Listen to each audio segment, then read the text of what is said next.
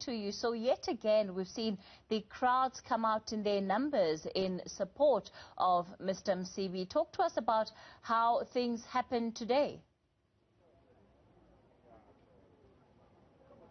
Indeed, Kathy, what we are seeing now is some of the supporters of Mandla Msibi leaving after they have been addressed by their leaders who were here in court in support of the former MEC.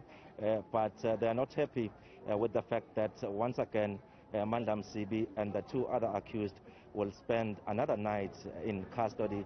So they are saying that what has been happening even yesterday, the issue of the bomb scare, was some of the delaying tactics from the side of the judiciary. So that's one element that they are not happy about. But key in terms of the proceedings in court, we know that Samson Villa, who is the investigating officer on this case, continued with his testimony, actually narrating the events of that fateful day, giving evidence. But he also raised concerns about the accused being granted bail, saying that they won't be safe outside custody because he doesn't know as to what exactly the families of those people who died are thinking at this moment, and also raising the issue of the ANC, of the factions within the ruling party, saying that those who died belong to a particular faction, and he doesn't know as to what are they thinking now. And then the defense lawyer, that is Kurt Jordan, also coming in to cross-examine Samson Villa about his evidence, saying that some of the statements that he has put across in court are contradictory. So those are some of the things that happened in court. So we're expecting court to resume tomorrow for arguments. But just to get some reaction about what transpired in court, I've got Uhuru Mofokeng, who speaks on behalf of the supporters of Mandla Msibi. Uhuru, another long day here in court today. What do you make of what transpired inside court? No, thank you, Mweli. First and foremost, we should start with the intimidation we received in the morning. We've been rather a harmless crowd. We've been rather disciplined. But when we got here today, we find there were barbed wires, there were nyalas, there were water cannons, as if we've posed a threat to the court of law or to any sort of property.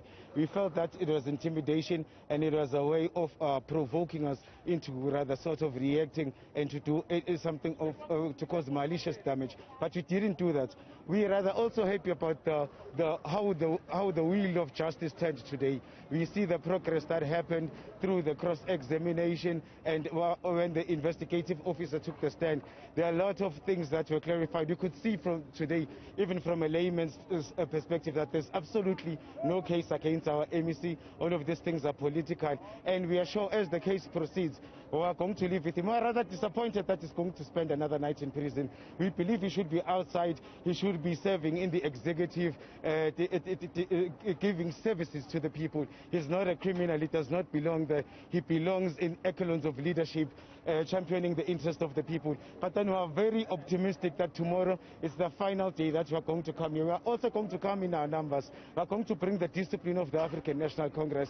We are going to abide by the laws and the principles as set by our agreement with the SAPS, and we are going to welcome our leader back home tomorrow. We are very optimistic that this case will be dropped very soon, and he'll be back. He'll resume all of his duties in the African National Congress and in the executive in the province. All right, thank you very much for talking to us. That is Fuki Mofokeng, who is representing the supporters of Mandla Msibi and the other accused, saying that, well, they are optimistic that the former MEC will be acquitted in as far as this case, mentioning that indeed they believe that on their side this case is politically motivated. They want the former MEC to be acquitted and resume his duties as the MEC, as well as other ANC activities, because we know that he was a PEC member as well as the campaigns manager for the ruling party in the province. So all those duties he has been asked to step aside, and in fact we know that there's already a person that has been tasked to continue with the job of being the campaigns manager. Well, tomorrow we're expecting court proceedings to get underway at 10 a.m. where there will be arguments, because we know that already both sides, which is the state and the defense, have been given time to state their case in court, why the accused should be granted bail or not, or shouldn't be granted bail, and then they did put forward their their side of the story. So we're expecting that tomorrow at least arguments will be concluded, as well as if it's not about the issue of the time constraints, just like yesterday and today, we're hoping that we will get the judgment from the magistrate, that is Susan Monaledi Stephen. All right, thanks for that, Mweli Masilela, who's out in Mpumalanga watching that story for us.